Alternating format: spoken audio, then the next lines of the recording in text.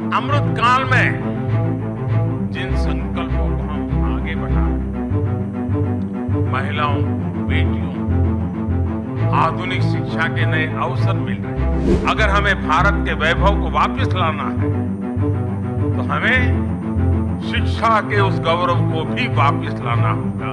जबकि 2014 से 2022 के बीच 260 से ज्यादा मेडिकल कॉलेज खुलेंगे। भारत उस युवा पीढ़ी का पुल बनने जा रहा है जो विश्व के भविष्य को दिशा देगी। इसका सबसे बड़ा नुकसान हमारे गरीब के बच्चों, दलितों, पिछड़ों और कमजोर वर्ग को होगा।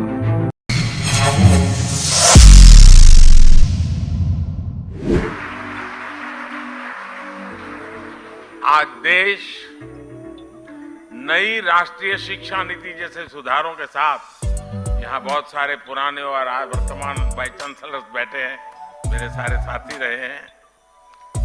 अमृत काल में जिन संकल्पों को हम आगे बढ़ा रहे हैं, महिलाओं को, बेटियों को आधुनिक शिक्षा के नए अवसर मिल रहे हैं। इसी मिशन के साथ अल जमायातुस सैफिया भी आगे बढ़ रहा है। आपका करिकुलम भी आधुनिक शिक्षा के हिसाब से अपग्रेडेड रहता है और आपकी सोच भी पूरी तरह से अपडेटेड रहती है। विशेषकर महिलाओं की शिक्षा को लेकर इस संस्था के योगदान सामाजिक बदलाव को एक नई ऊर्जा दे रहा है।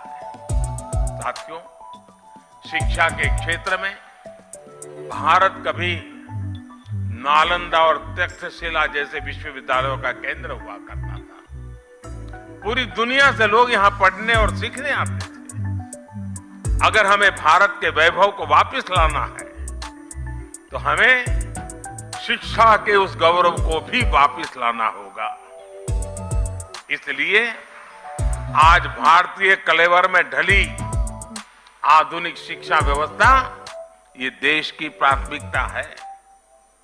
इसके लिए हम हर स्तर पर काम कर रहे हैं। आपने देखा होगा, पिछले 8 वर्षों में रिकॉर्ड संख्या में यूनिवर्सिटीज भी खुली है। मेडिकल एजुकेशन जैसी फील्ड में जहां युवाओं का रुझान भी है और देश की जरूरत भी है, उसे देखते हम हर जिले में मेडिकल कॉलेज खोल रहे हैं।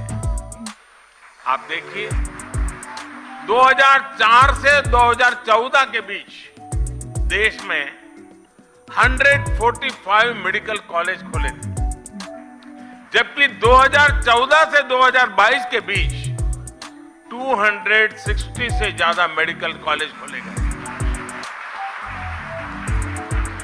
बीते 8 वर्षों में देश में, और एक खुशी की बात है, देश में हर सप्ताह, एवरी वीक, एक यूनिवर्सिटी और 2 कॉलेज खुले। Every week.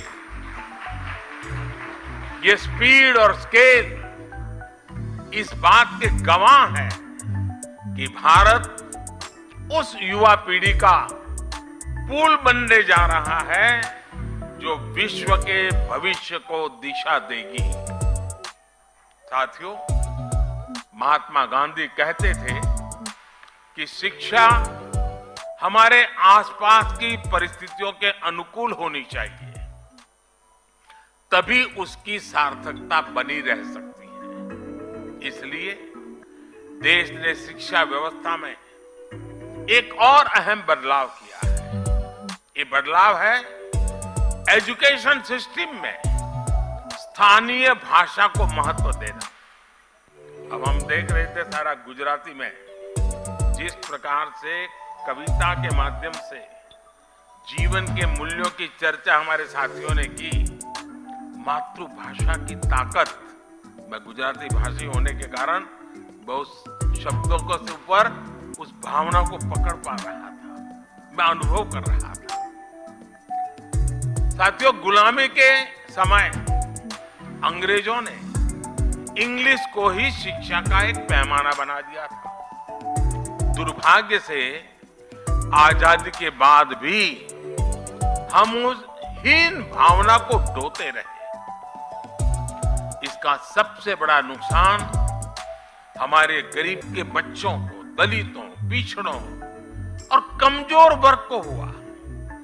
प्रतिभा होने के बाद भी उन्हें केवल भाषा के आधार पर प्रतियोगिता से बाहर कर दिया जाता था।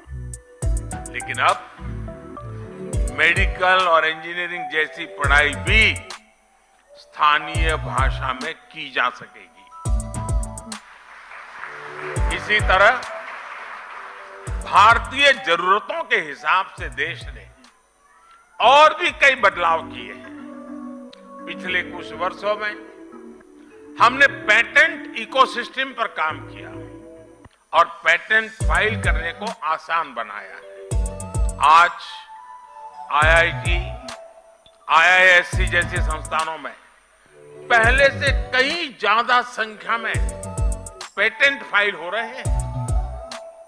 आज शिक्षा के क्षेत्र में बड़े पैमाने पर टेक्नोलॉजी का इस्तेमाल हो रहा है।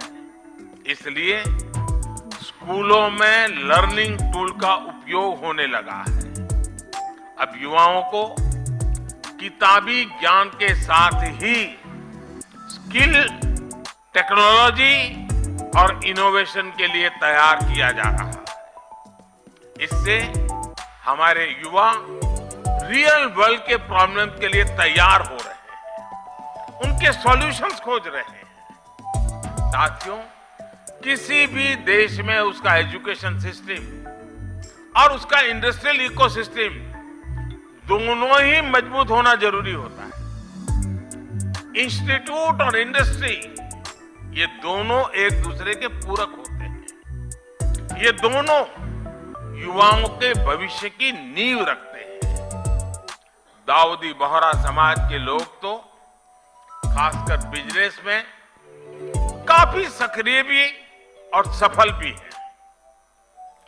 बीते 8-9 वर्षों में आपने ईज ऑफ डूइंग बिजनेस की दिशा में ऐतिहासिक सुधारों को देखा है, उसके प्रभाव को महसूस किया है। इस दौरान देश ने 40,000 कंप्लायंसेस को खत्म किया, सैकड़ों प्रावधानों को डीक्रिमिनलाइज किया। पहले इन कानूनों का डर दिखाकर एंटरप्रेन्योर्स को परेशान किया जाता था। इससे उनका बिजनेस प्रभावित होता था। लेकिन आज सरकार जॉब क्रिएटर्स के साथ खड़ी और उनको पूरा समर्थन देने वाली सरकार है। पिछले कुछ वर्षों में विश्वास का अभूतपूर्व वातावरण तैयार हुआ है। हम 42 सेंट्रल एक्ट में सुधार के लिए जन विश्वास बिल लेकर आए हैं। कारोबारियों में भरोसा जगाने के लिए हम विवाद से विश्वास योजना लेकर के आए। इस बार के बजट में भी टैक्स दरों में सुधार जैसे कई कदम उठाए गए हैं। इससे कर्मचारियों और उद्यमियों के हाथों में ज्यादा पैसा आएगा। इन बदलावों से जो युवा जॉब क्रिएटर बनने का सपना देख रहे हैं, उनके लिए आगे बढ़ने के कई अवसर पैदा होंगे। साथियों, एक देश के रूप में भारत के लिए विकास भी महत्वपूर्ण है और साथ साथ विरासत भी महत्वपूर्ण है। यही भारत में हर पंथ, समुदाय और विचारधारा की भी विशेषता रही है। इसलिए आज देश परंपरा और आधुनिकता के संगम की तरफ विकास के रास्ते पर आगे बढ़ रहा है। एक और देश में आधुनिक फिजिकल इंफ्रास्ट्रक्चर बन रहा है, तो साथ ही देश सोशल इंफ्रास्ट्रक्चर भी निवेश कर रहा है। आज हम पर्व त्योहारों की प्राचीन सांझी परंपरा को भी जी रहे हैं और त्योहारों की खरीदारी के दौरान आधुनिक टेक्नोलॉजी से पेमेंट भी कर रहे हैं। आपने देखा होगा इस बार के बजट में नई तकनीकों की मदद से प्राचीन अभिलेखों को डिजिटाइज करने का ऐलान भी किया गया है। और मैं अभी हमारे जो पुरानी सदियों पुराने जो पुराण है हस्तलिखित वो देख रहा था, तो मैंने आग्रह किया कि भारत सरकार की एक बहुत बड़ी योजना है, हमारे सारे ये चीजें डिजिटलाइज हो जानी चाहिए, आने वाली पीढ़ियों को काम आएगी। मैं चाहूंगा इस तरह के प्रयासों को आगे बढ़ाने के लिए सभी समाज, सभी संप्रदाय आगे आए। किसी भी पद्धति से जुड़े अगर कोई प्राचीन टेक्स्ट है तो उन्हें डिजिटाइज किया जाना चाहिए। बीच में मैं मंगोलिया गया था, तो मंगोलिया में हस्तप्रत भगवान बुद्ध के जमाने की कुछ चीजें थी, अब वहां पड़ी थी, तो मैंने कहा कि आप मुझे दे दीजिए, मैं इसको डिजिटलाइज करता हूं, और उस काम को हमने कर दिया। हर परंपरा, हर आस्था एक सामर्थ्य है। युवाओं को भी इस अभियान से जोड़ा जाना चाहिए। दाऊदी बोहरा समाज इसमें बहुत बड़ी भूमिका निभा सकता है। इसी तरह पर्यावरण संरक्षण हो, मिलेट्स का प्रसार हो, आज भारत इन विषयों पर पूरे विश्व में बड़े अभियान को लीड कर रहा है। आप इन अभियानों में भी जन भागीदारी को बढ़ाने के लिए इन्हें लोगों के बीच लेकर जाने का संकल्प ले सकते हैं। इस वर्ष भारत G20 जैसे महत्वपूर्ण वैश्विक मंच की अध्यक्षता भी कर रहा है। बोहरा समाज के जो लोग विदेशों में फैले हैं वो इस अवसर पर